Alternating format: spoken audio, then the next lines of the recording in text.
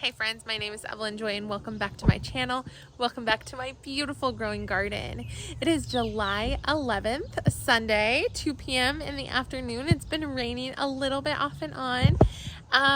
And it is cloudy right now and 72 degrees. It's beautiful. The birds, can you hear them? They're just tweeting and celebrating all over. I have at least one cabbage to harvest today. I thought I'd bring you with me for a little garden tour. Won't you come with me? Let's go. Right over here I have a bunch of carrots, marigolds, green beans, and pinto beans. Over here I've got green beans, carrots, marigolds. I've got sugar snap peas. I've been pulling up any plants that are fully dead, and I've been planting new sugar snap pea peas in the ground, basically. I've got some carrots there. I've got some banana pepper, bell pepper. Oh, I have a pepper plant falling over. Let me help that. That is much better. I just staked it. It's looking better. Okay, cool. So my tomato plants thoroughly outgrew their tomato cages. See, the tomato cages are only this tall and the plants are this tall so far and growing. So I added some of this action, some, poles to it, some whatever fencing I had laying around. I actually put a second tomato cage upside down on top of it and zip tied it together right here. Check that out. You see how I did that? I thought it was genius. What do you think?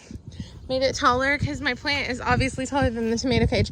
This is my first time trying tomato cages, and I mean, it's interesting, let's say that much. So yeah, these are my Kajari melon just starting out. Got some Kajari melon growing there, some growing here. They look like watermelons. My kids call them watermelons, and I'm like, they're Kajari melon, actually. I've got a bunch of them. Love it. Look at all of these. Beautiful. I saw someone post their cantaloupe hanging from a similar trellis. It was very encouraging to me just to see that the plant is able to hold its own weight. I see a bumblebee doing its job. All right, so this is how I tell if it's all the way dead. If the plant is all the way dead, it's when the very, very top of it is dead, and it'll give me some peas for me to plant in the ground. So here's what I do. If I can do it one-handed, I go ahead and I just put those right in the ground to have some more sugar snap peas coming up, right? Then this plant, for example, it's still a little bit green, so we're just gonna leave it and see what happens. You never know. Some of them, they'll look really dead. You go up higher and it'll be giving off sugar snap peas, so we don't want to stop them before they're done, but over here, this grass, I've been removing all of my plants because I'm actually going to remove the stepping stones, have my husband cut the grass real big and real good, and I'm going to be doing something else with this area. I moved some of the plants. I'm just basically changing things around, right? Here is my watermelon plant. Don't yet have many buds, just a couple of them. But, before we know it, we'll see what happens. Here I've got some strawberry plants and some other things growing inside of it.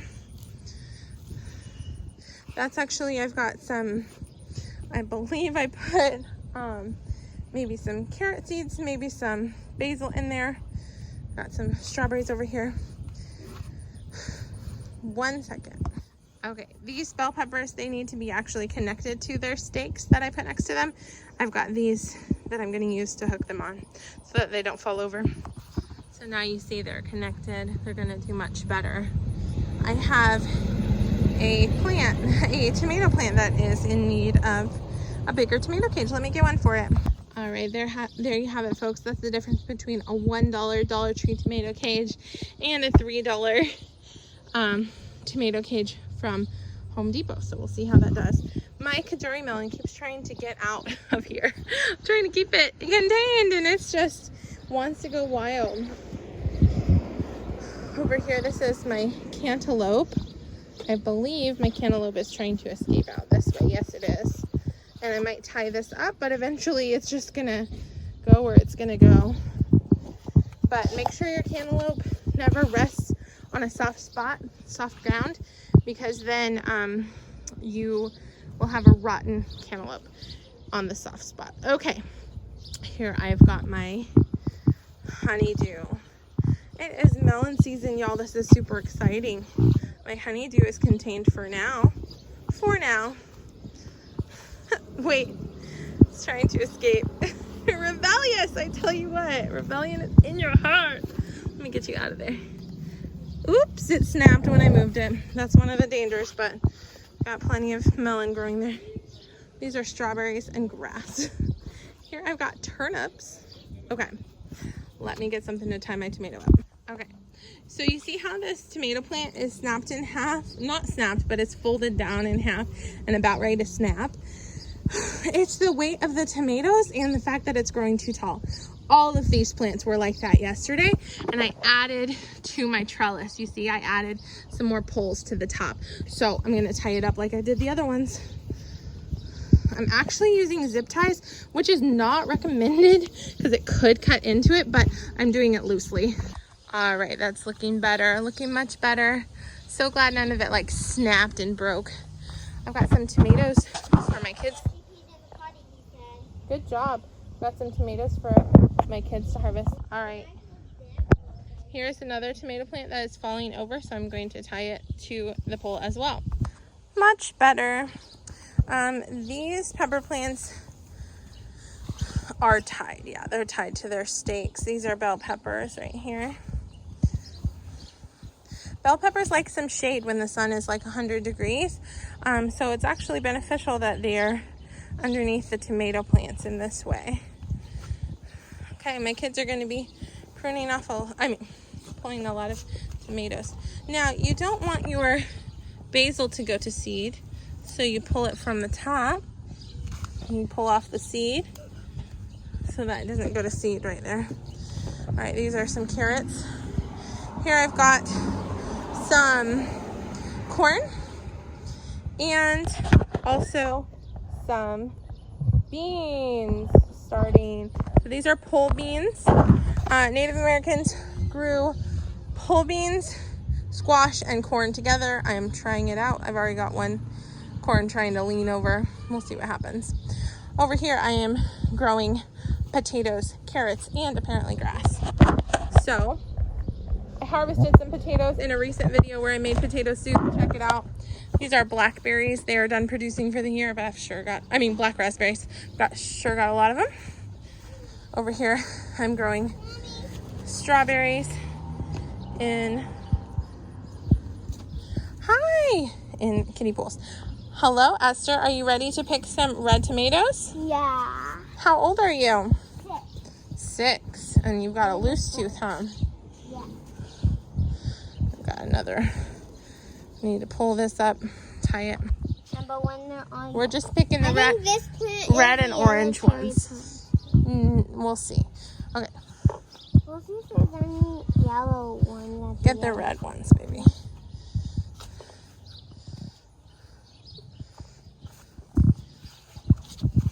Whoa, there's a giant one that's red. Mm-hmm. Giant one is the giantest. You got the giantest one? Wow. That is massive. There's one down there hiding. Where?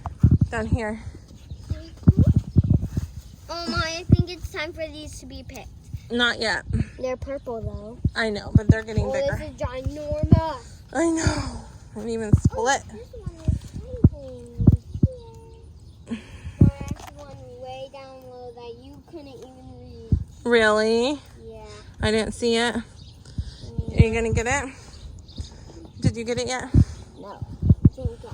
I think it's hiding there. Are there some down low hiding? Yeah. I thought I saw it.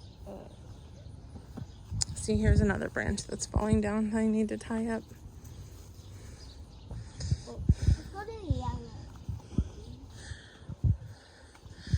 Do you want to go look at your sunflowers? Whoa. Let's go look at the sunflowers. Oh my goodness. Esther grew these sunflowers. These are Esther's sunflowers. She put them in seeds in a Dixie cup.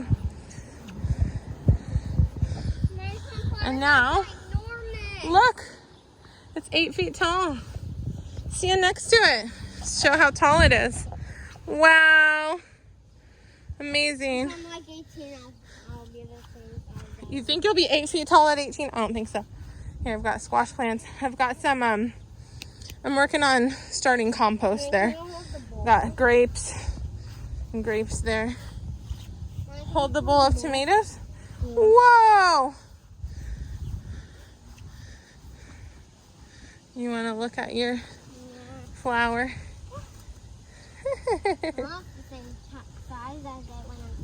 You're gonna have a bunch of flowers flowering right here. Amazing. Squash plants. I've got blueberry plants growing here. Squash plant here. Oh, guess what? You found a blueberry? Blueberry. There's probably several. I see a bunch of blueberries. Look at that. There's a blueberry right there. You see it? Oh. Bunch of blueberries. Blue? Get all the blue ones, baby. Hold on. Take your bowl. Yeah. Let's pull some blueberries. Ooh. Are we going to share? If we have a lot, we can share with our siblings. Right? We could make like a tomato and blueberry shake. Tomato and blueberry shake. I prefer to eat them separately personally, but that is a creative idea, and I'm sure someone in the world has tried that before and perhaps even liked it. I'm gonna eat one. You're gonna eat one? One blueberry or one tomato? A tomato. Okay, let me get it on camera. You like it? Is it delicious? I tried 2 already. So Yeah. Cool. We've got some carrots, got some basil, got some strawberries growing. Some of these plants over here are raspberries. Yeah. Yeah, I'm supposed to be growing raspberry here, but it didn't really come to fruition, so I'll be moving some black raspberries over. All right, let's go look at the front porch. You've got another one. Okay, so here I've got a lemon tree, orange navel tree, a pineapple plant, and a rose bush. This is my hibiscus. Let's go to the other side. Over here are carrots and cucumbers. And here I have cabbage. I think I'm going to harvest 1 cabbage today. Which one's my biggest one? This one's my biggest one. Should I harvest it or should I wait? Harvest it. We're just gonna harvest 1 today, okay? Okay. That one's looking great. This one's looking great. This one's looking great. That one's looking good. Yeah. This one's looking You good know what's too. biting them all up? What? They're called cabbage worms, and they turn into white butterflies. So I'm going to harvest 1 cabbage. It might have worms in it. We'll see. Biggest one. We'll get the biggest one right here. So here we go. How's that for a flower to give a friend? Beautiful. That's what it looks like to harvest a cabbage that's been eaten by worms. Plants never died. Okay, I'm gonna peel away the outer leaves and harvest my cabbage. Let's go. You should cut it right here. Esther went to go get me some scissors. Okay, so I took all the parts off that have been eaten up by bugs, or I found a slug, and this has some worms on it too, actually. So be sure to wash off your cabbage for sure. We're gonna be sharing with our pet rabbit today. All right, I'm washing it off in salt water, and we'll see if we share it all with the rabbit or if we have any ourselves. I mean, after it's thoroughly washed off and carefully looked over, I'll eat some.